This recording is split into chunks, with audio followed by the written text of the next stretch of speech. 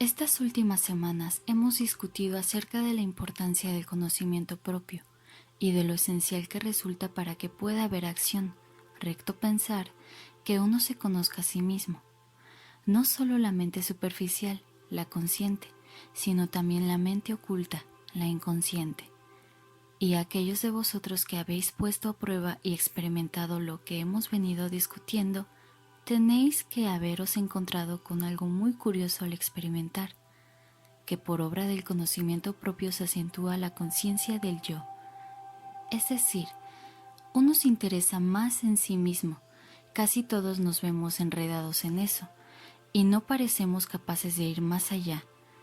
Y me agradaría dilucidar esta tarde por qué es que la mayoría de nosotros nos encerramos en la conciencia del yo, que los limita, y no somos capaces de ir más allá, porque hay mucho en ello que necesita mayor explicación y discusión.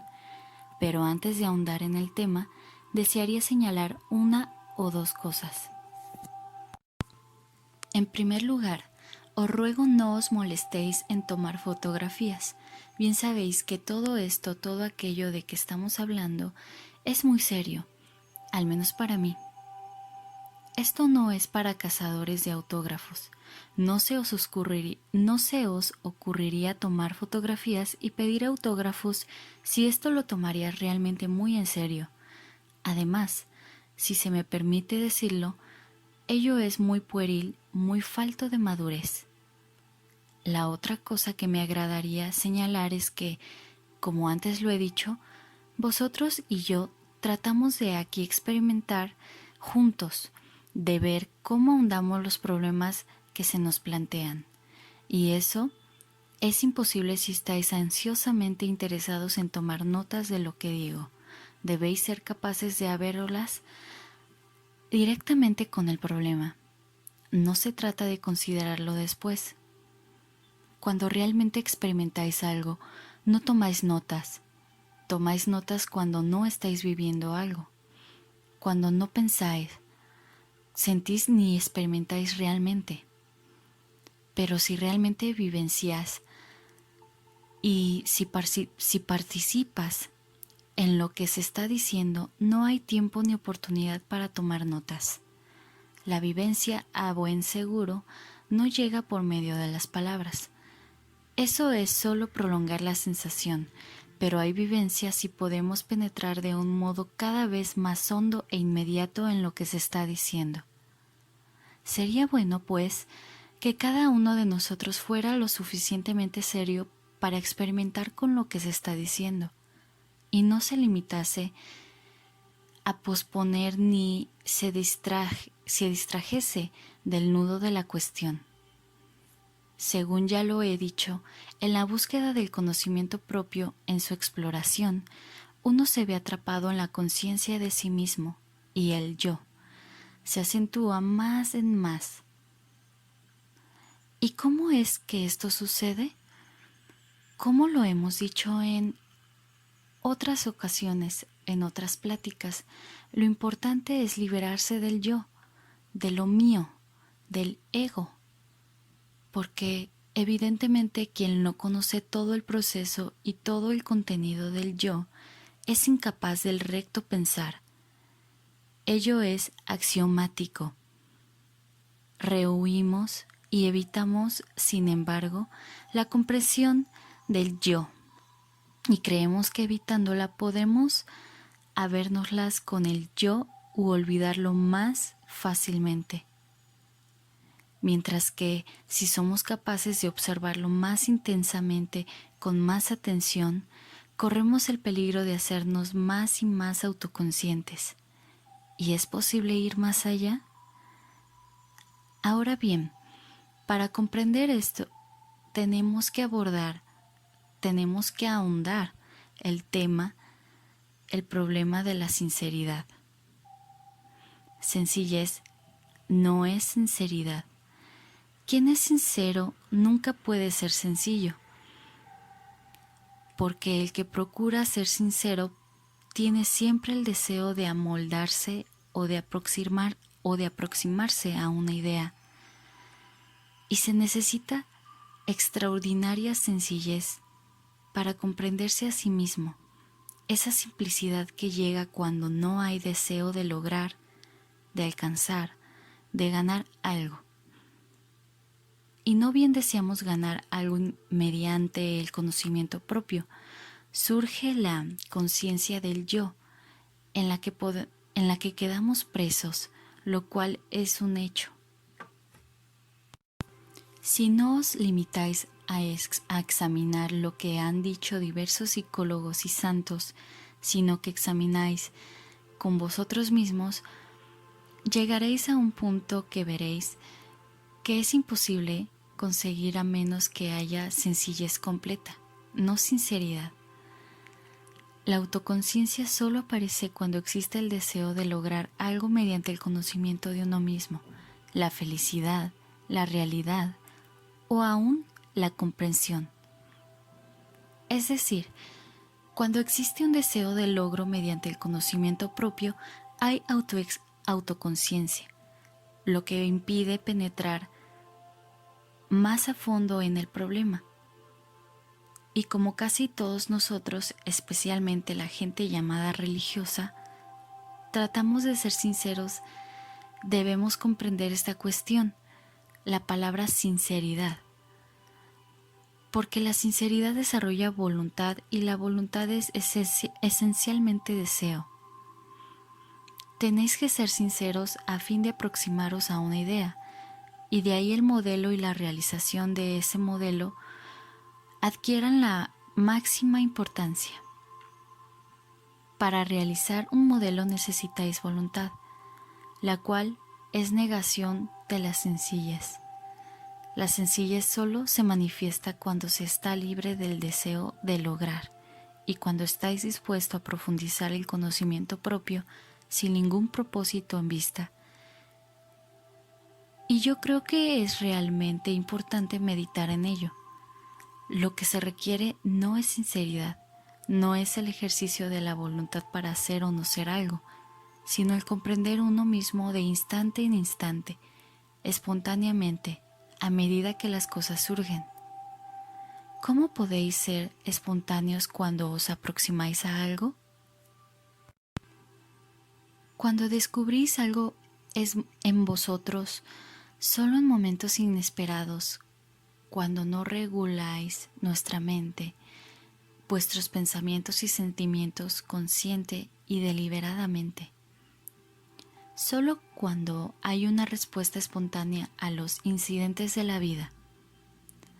Entonces, de acuerdo con esa respuesta descubrís, pero un hombre que trata de ser sincero con relación a una idea nunca puede ser sencillo, y es por eso que él nunca puede tener pleno y completo conocimiento propio.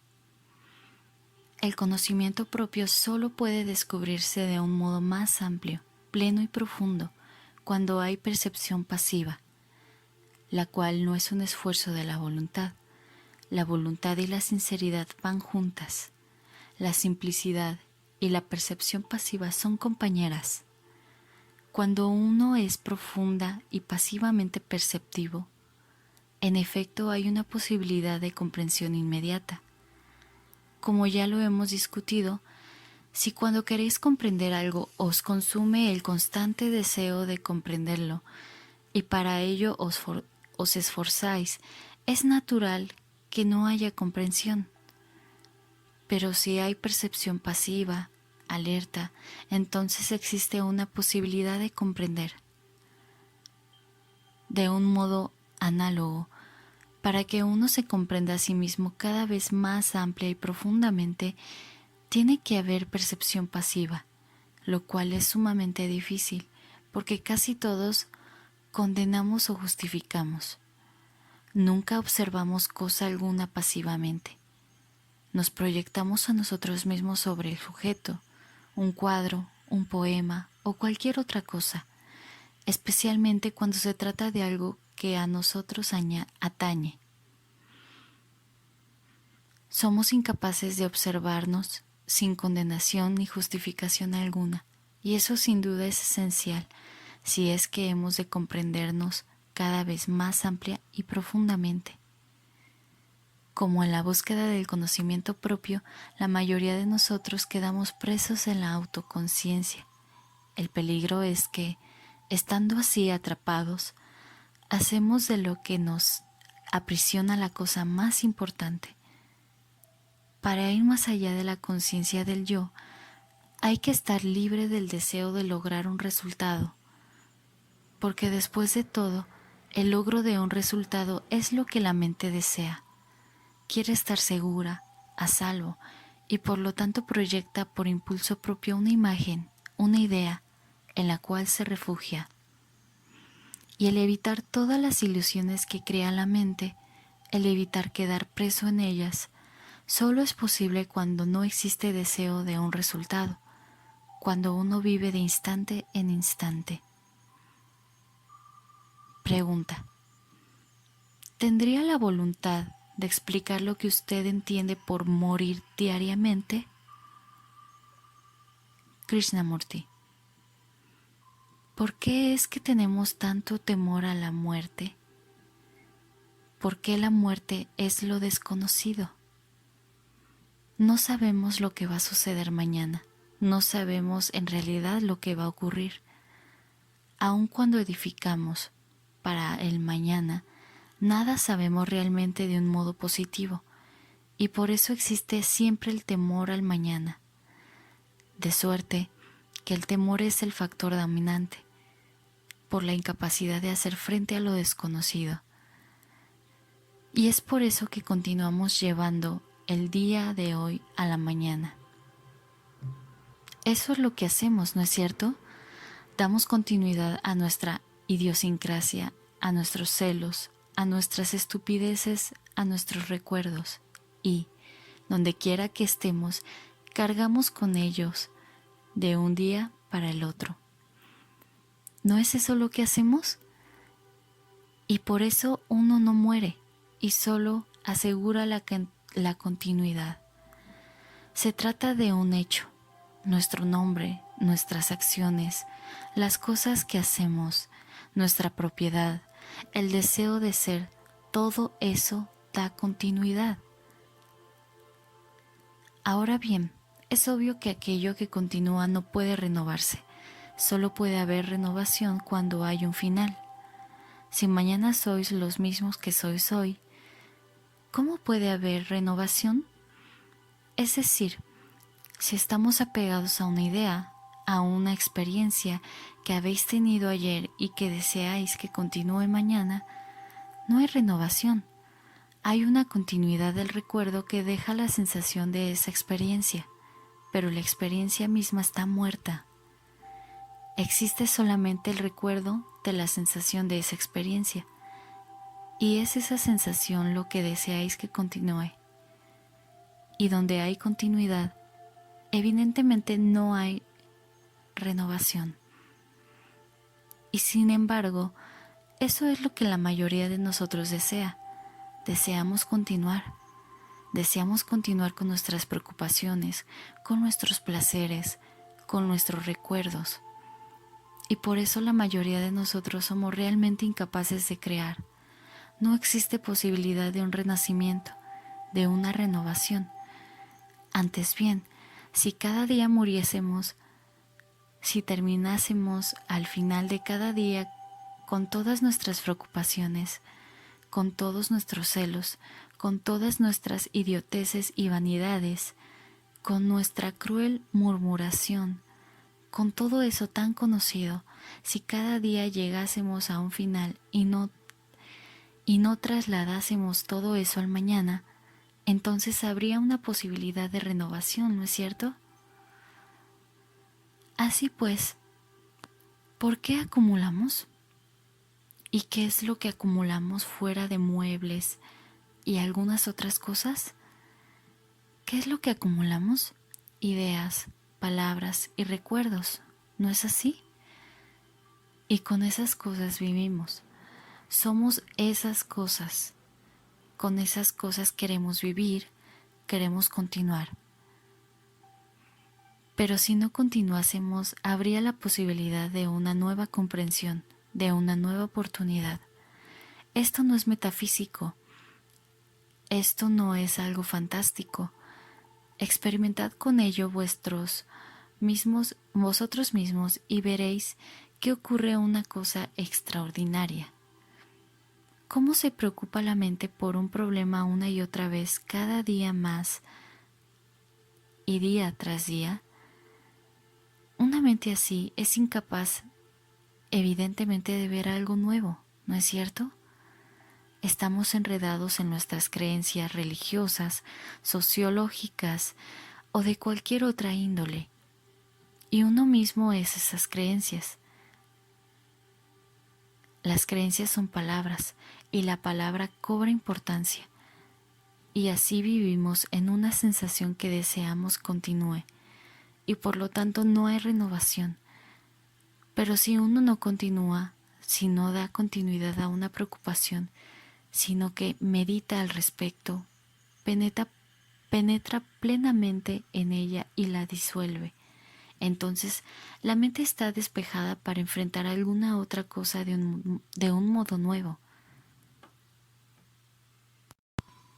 Mas la dificultad estriba en que casi todos deseamos vivir en el pasado, en los recuerdos pasados, o en el futuro, en las esperanzas y anhelos del porvenir, lo que indica que el presente no es significativo, por lo cual vivimos en el ayer y en el mañana y damos continuidad a ambos. Si uno realmente experimenta con esto, muriendo de veras cada día, cada minuto, para todo aquello que ha acumulado, surge una posibilidad de inmortalidad. La inmortalidad no es continuidad, la cual es tiempo simplemente. Solo hay continuidad para la memoria, para las ideas, para las palabras.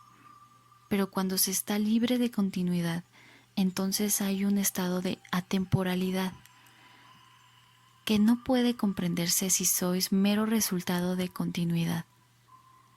Por lo tanto, es importante morir cada minuto y nacer otra vez, no como eras ayer. Esto es muy importante.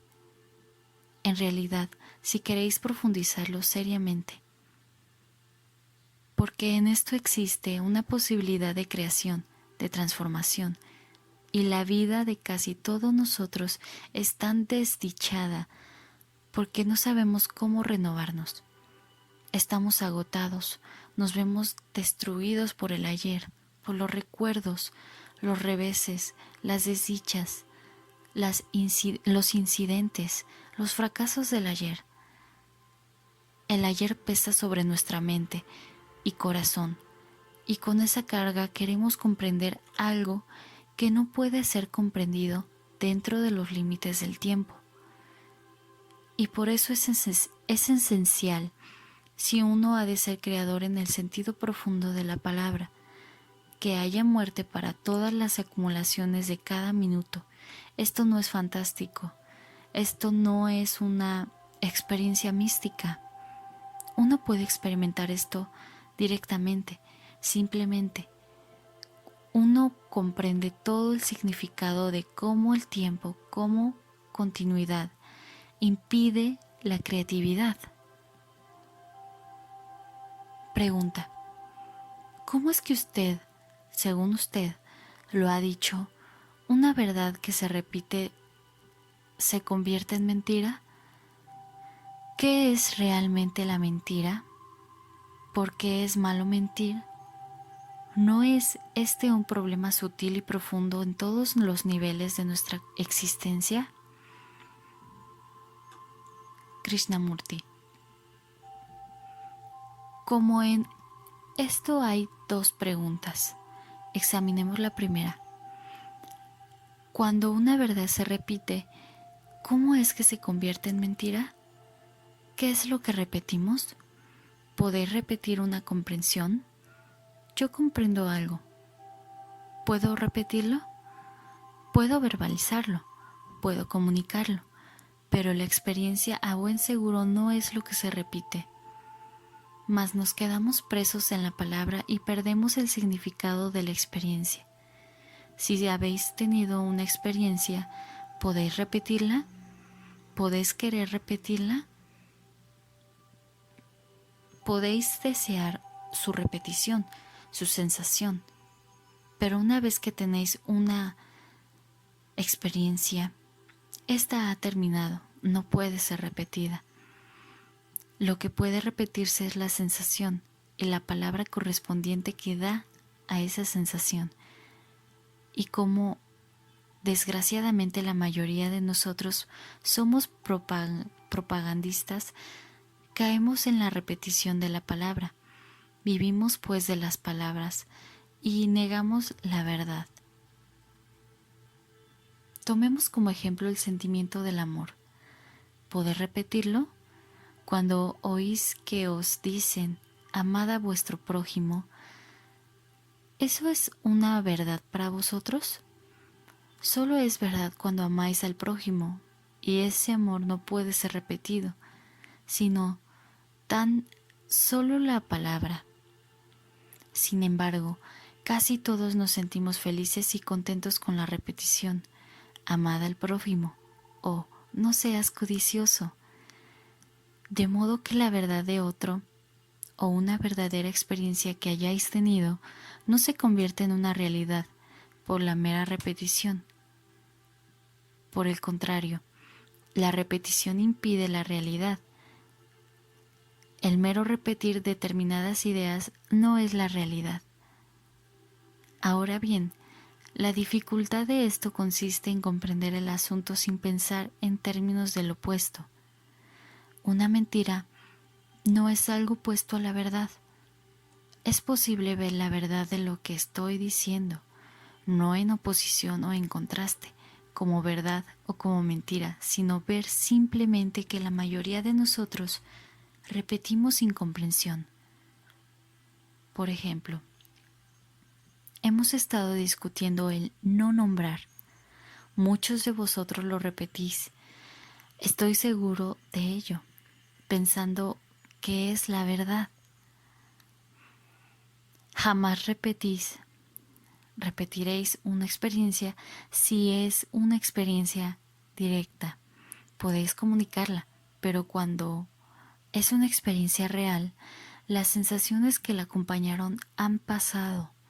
El contenido emocional que había detrás de las palabras se ha desvanecido por completo. Tomemos, por ejemplo, la cuestión que discutimos hace unas cuantas semanas, que el pensador y el pensamiento son uno solo. Puede que sea una verdad para vosotros, porque lo habéis experimentado directamente, pero si yo lo repitiera, eso no sería verdadero, ¿no es así? Verdadero, no como opuesto a lo falso, entenderlo bien. No sería real, sería mera repetición y por lo tanto carecería de significación. Pero ya veis, con la repetición creamos un dogma, edificamos una iglesia y en eso nos refugiamos. La palabra no la verdad se convierte en la verdad. La palabra no es la cosa, pero para nosotros la cosa es la palabra. Y es por eso que uno tiene que guardarse con sumo cuidado de repetir algo que no comprenda realmente. Si comprendéis algo, podéis comunicarlo, pero las palabras y el recuerdo han perdido su significación emocional. Es por eso que, en la conversación corriente, la propia perspectiva y el propio vocabulario sufren un cambio. Siendo pues que estamos buscando la verdad por medio del conocimiento propio y no somos meros propagandistas, resulta importante que comprendamos esto. Mediante la repetición, en efecto, uno se hipnotiza con palabras, con sensaciones y queda atrapado en ilusiones. Y para liberarse de eso, es imperativo experimentar directamente. Y para experimentar directamente, uno debe percibirse a sí mismo en el proceso de la repetición, de los hábitos, de las palabras, de las sensaciones. Esa percepción nos brinda extraordinaria libertad y así puede haber renovación, una constante vivencia, un estado de cosa nueva. La otra pregunta es, ¿qué es realmente la mentira? ¿Por qué es malo mentir? ¿No es este un problema sutil y profundo en todos los niveles de nuestra existencia? ¿Qué es una mentira? Es una contradicción, ¿no es así? Una autocontradicción. Uno puede contradecirse consciente o inconscientemente, puede hacerlo de un modo deliberado o inconsciente.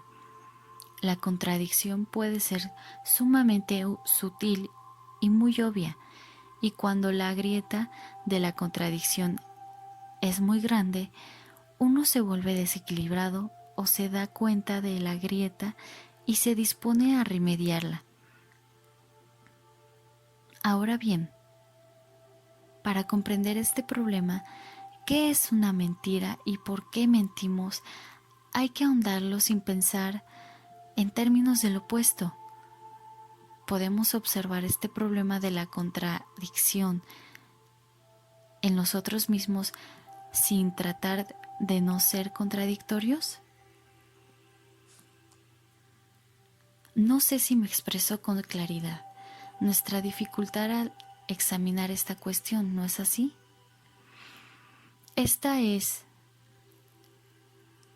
en que condenamos una mentira con gran facilidad. Más para comprenderla, podemos considerarla en términos de lo que es la contradicción y no en términos de verdad y falsedad.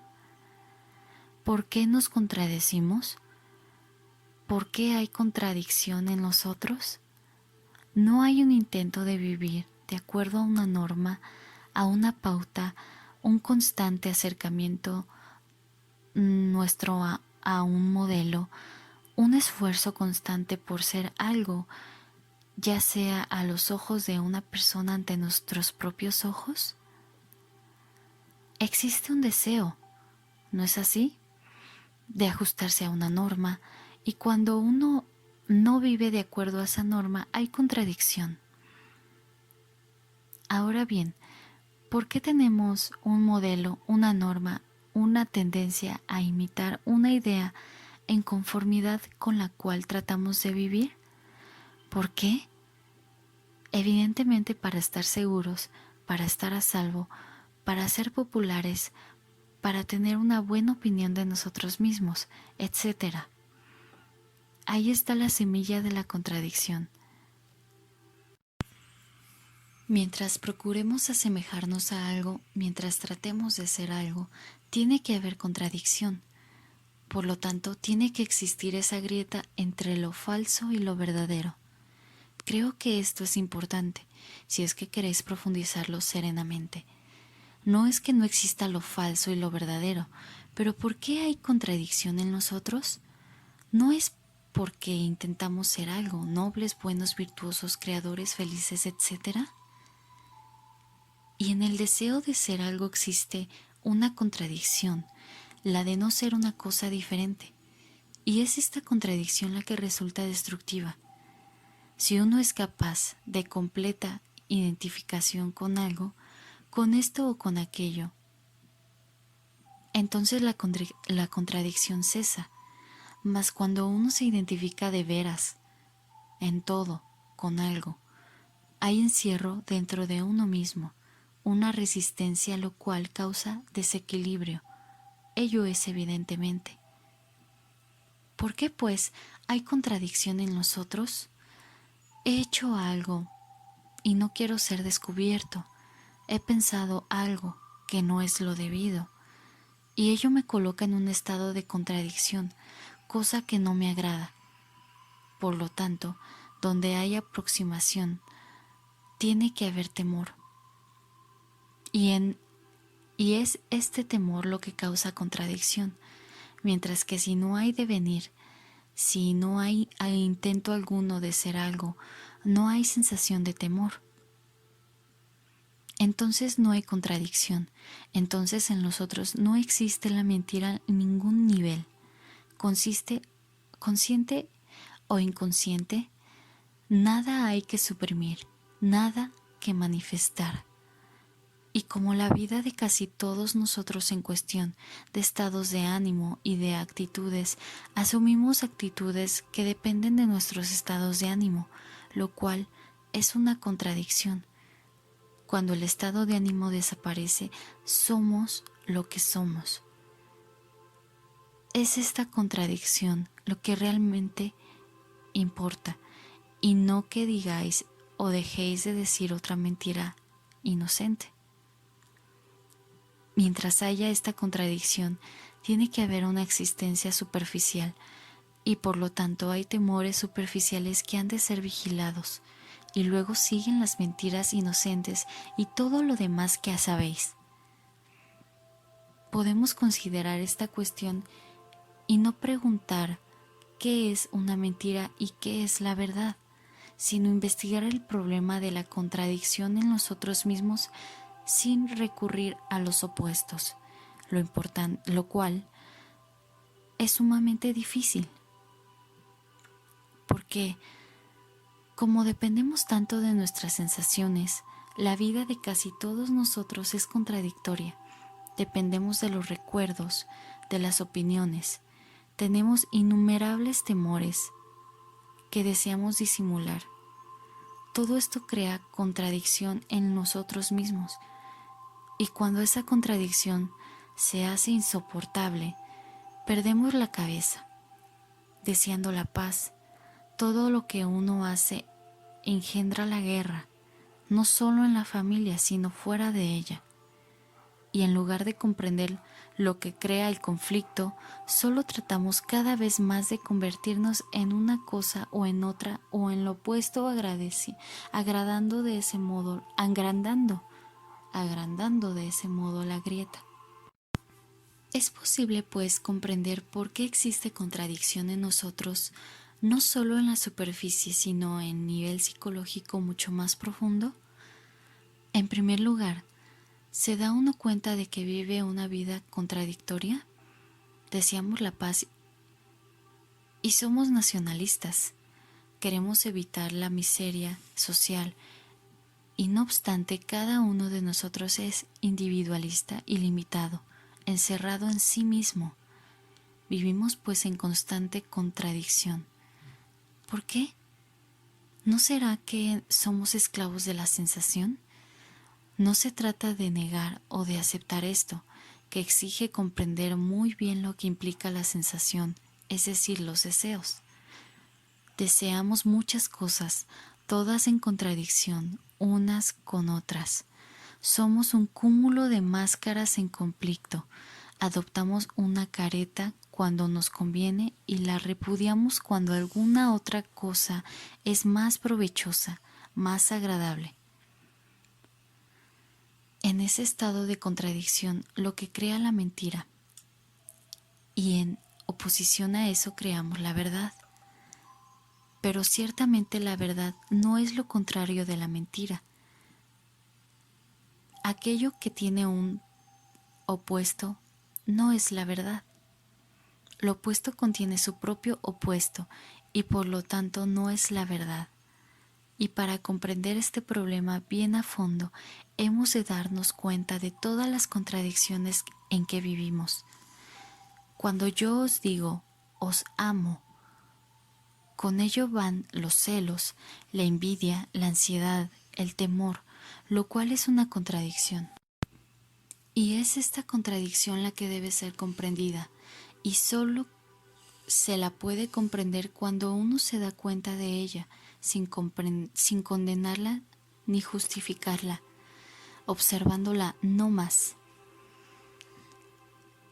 Y para observarla pasivamente, uno ha de comprender todos los procesos de la justificación y la condenación.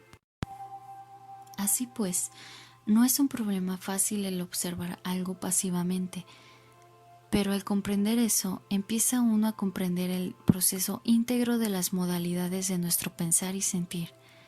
Y cuando uno percibe el significado total de la contradicción en uno mismo, ello produce un cambio extraordinario. Sois entonces vosotros mismos, no algo que tratáis de ser. Ya no seguís una idea, ya no buscáis felicidad. Sois lo que sois y de ahí podéis proseguir. Entonces, no hay posibilidad de contradicción. Pregunta. Creo sinceramente que deseo ayudar a los demás y creo que puedo hacerlo, pero cuando digo o hago a otro, se interpreta como injerencia y como deseo de dominar, de modo que los otros se oponen y me siento frustrado. ¿Por qué me ocurre esto? Krishnamurti. Cuando decimos que queremos ayudar a otro, ¿qué sentido tiene para nosotros esa palabra? Al igual que la palabra servicio. ¿Qué es lo que aquella significa? Vais a la estación de gasolina, el encargado os sirve y le pagáis, pero él usa la palabra servir, como todo lo que hace negocios. Todo comerciante usa esa palabra. Ahora bien, aquellos que desean servir no están animados del mismo espíritu. Desean servir si también les dais algo. Es decir, desean ayudaros a vosotros con el propósito de lograr su propia satisfacción. Cuando ofrecéis resistencia, cuando empezáis a criticar, se sienten frustrados. Es decir, ellos no os ayudan realmente. Mediante la ayuda, mediante el servicio, logran su propia satisfacción. En otras palabras, ellos buscan la plena satisfacción de sí mismos bajo el disfraz de ayuda y servicio. Al verse estorbados, se enojan, empiezan a murmurar, a despedazaros. Este es un hecho evidente, ¿no es cierto? ¿Y es que no podéis ayudar y servir al prójimo sin pedir nada? Ello es muy difícil, no es fácil. No podéis decir simplemente, sí se puede. Cuando dais algo a una persona, unos cientos de dólares, no quedáis atado a algo. ¿No os atáis a esos cientos de dólares? ¿Todo eso no tiene cola? ¿Podéis dar y olvidar? Ese don del corazón es verdadera generosidad, pero la generosidad de la mano siempre tiene algo que retener y lo retiene. De igual modo, cuando aquellos que desean ayudarse se ven impedidos de hacerlo por diversas razones, se sienten frustrados, perdidos. No toleran la crítica que es mal interpretada, tergiversada, desfigurada. Con su ansiedad por ayudaros, en efecto, ellos se satisfacen a sí mismos. El problema, pues, es este. ¿Existe la autorrealización? Esa es la siguiente pregunta. ¿Existe la plena satisfacción propia? ¿No es contradictoria la expresión autorrealización? Cuando queréis satisfaceros en algo, ¿qué es ese algo en lo que halláis realización? ¿No es autoproyección? Por ejemplo, yo quiero ayudaros. Empleo la palabra ayudar, que oculta mi deseo de autorrealización. ¿Qué sucede cuando tengo tal deseo? Ni os ayudo ni hallo plena satisfacción, porque realizar significa, para la mayoría de nosotros, tener placer en hacer algo que nos brinda satisfacción. En otras palabras, la autorrealización es satisfacción, ¿no es cierto? Busco satisfacción superficial o permanente, a la que llamo autorrealización. ¿Pero la satisfacción puede ser permanente? Es obvio que no. Sin duda, cuando hablamos de satisfacción plena, queremos decir una satisfacción que sea más honda, más profunda que la satisfacción superficial. Pero la satisfacción puede jamás ser permanente. Como nunca puede serlo, cambiamos de autorrealización en un momento. Es esto luego es aquello y finalmente decimos, mi realización tiene que estar en Dios, en la realidad, lo cual significa que hacemos de la realidad una satisfacción permanente. Lo cual significa que hacemos de la realidad una satisfacción permanente. En otros términos, buscamos satisfacción cuando hablamos de autorrealización, y en lugar de decir quiero serviros a fin de satisfacerme a mí mismo, lo cual sería demasiado crudo y somos demasiado refinados para eso, decimos quiero serviros, deseos ayudaros. Y cuando se nos impide hacerlo, nos sentimos perdidos, frustrados, enojados, irritados. Bajo el disfraz de ayuda y servicio, hacemos un montón de cosas monstruosas, engaños, ilusiones. Por tanto, expresiones tales como autorrealización, ayuda, servicio, necesitan ser examinadas. Y cuando de veras las comprendamos no solo verbalmente, sino honda y profundamente, entonces ayudaremos sin pedir nada en cambio. Tal ayuda nunca será malinterpretada y aun cuando lo sea, no importa. Entonces, no hay sensación de fracaso, ni ira, ni crítica, ni murmuración.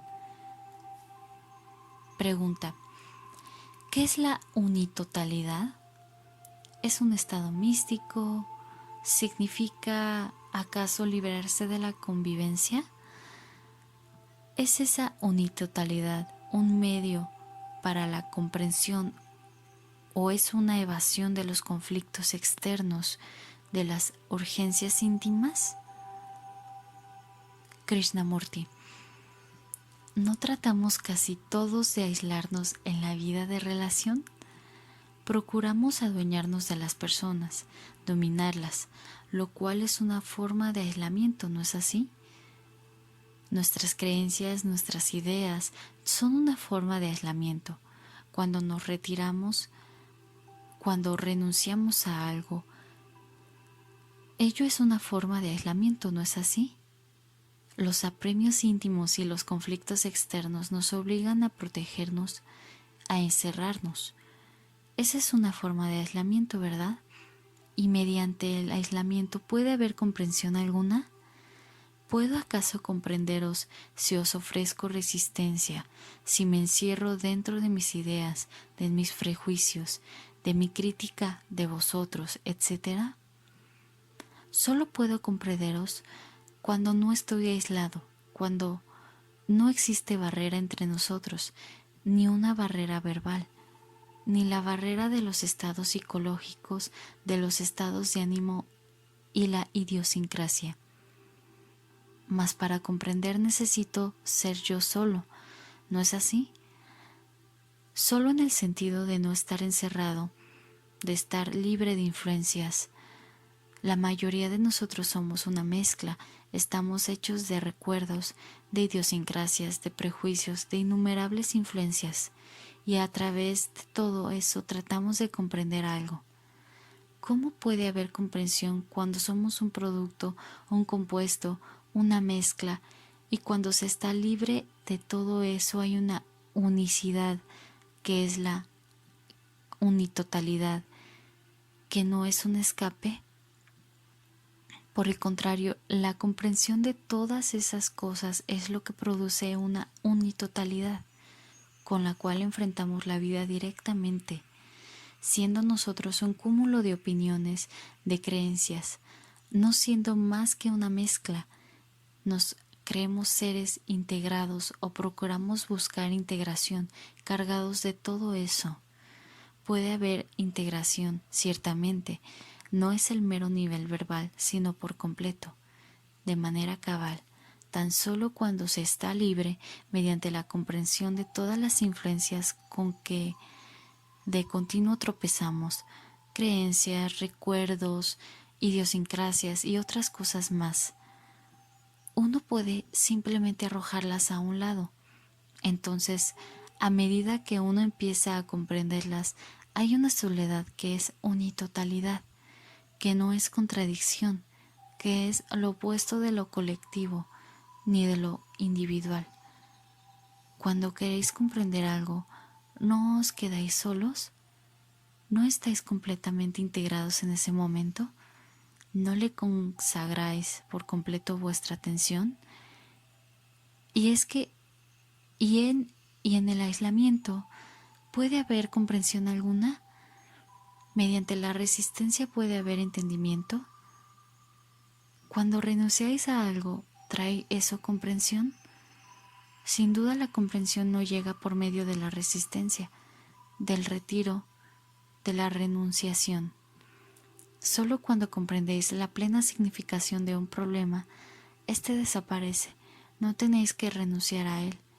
No necesitas renunciar a la riqueza, a ciertas codicias evidentes. Pero esas cosas se os desprenden cuando sois capaces de observarlas directamente, sin crítica alguna, dándonos cuentas de ellas pasivamente. Y en ese estado de percepción pasiva, ¿no hay acaso completa acción, no como un opuesto o como una concentración exclusiva?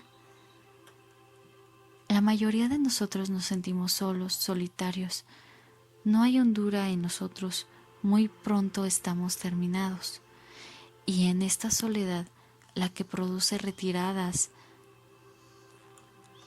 escapatorias, encubrimiento, y si queremos comprender esa soledad, debemos descartar todo encubrimiento, estar con esa soledad. Y estar así solo es ser unitotal. Entonces estáis libres de influencias, entonces no estáis cautivos de estados de ánimo. Y es esencial que estemos solos, cosa que casi todos tememos. Difícilmente salimos solos alguna vez. Cuando hay mucho ruido y vosotros estáis en silencio, estáis solos. ¿No es así? Tenéis que estar solos. Si sois triunfadores, entonces evidentemente hay algo que anda mal. Casi todos buscamos el triunfo y es por eso que nunca estamos solos. Somos solitarios, pero nunca estamos solos. Solamente cuando hay unitotalidad podemos encontrar lo verdadero, lo que no tiene comparación. Y como la mayoría de nosotros tememos estar solos, construimos distintos refugios, diversas salvaguardias, y les ponemos nombres antisonantes, y ello ofrece maravillosas evasiones. Pero todo eso es ilusión, carece de sentido. Todo solo cuando cuando vemos que eso no tiene significación, cuando lo vemos de veras, no en forma verbal, tan solo entonces estamos solos. Solo entonces podemos realmente comprender, lo cual significa que debemos despojarnos de todas las pasadas experiencias, de los recuerdos, de las sensaciones de tan asiduamente hemos elaborado y con tanto esmero conservamos. Es indudable que solo una mente libre de condicionamiento puede comprender aquello que no es condicionado la realidad. Y para librar la mente de condicionamiento, no hay solo que enfrentarse a la soledad, sino ir más allá, superarla. No hay que aferrarse a los recuerdos que se agolpan en la mente, porque los recuerdos son meras palabras, palabras que tienen sensaciones. Solo cuando la mente está quieta por completo, libre de influencias, puede realizar aquello que es.